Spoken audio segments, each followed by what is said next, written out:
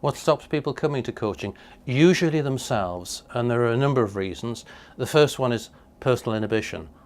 Actually looking at oneself, understanding oneself, examining oneself can be a pretty demanding prospect.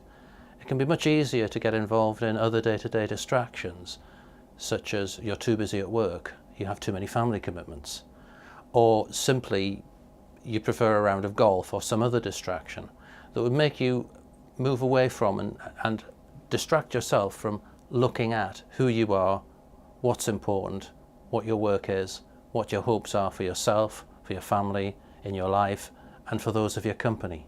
So that's the first barrier, I think, to people coming into coaching. The second one is cost. The perception of cost is that coaching can be hideously expensive, and it's often performed by a number of people with dubious qualifications.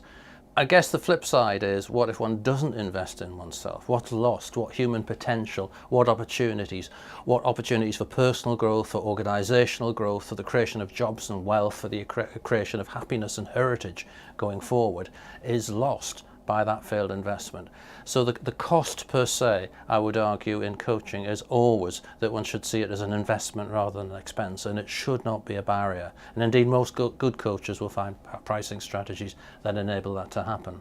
The second side to that is, more often than not, I encounter people who have gone to coaches who frankly haven't hit the spot for them.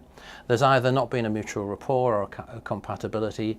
Some coaches have been perhaps more fiscally oriented than others, and some simply just don't have the experience.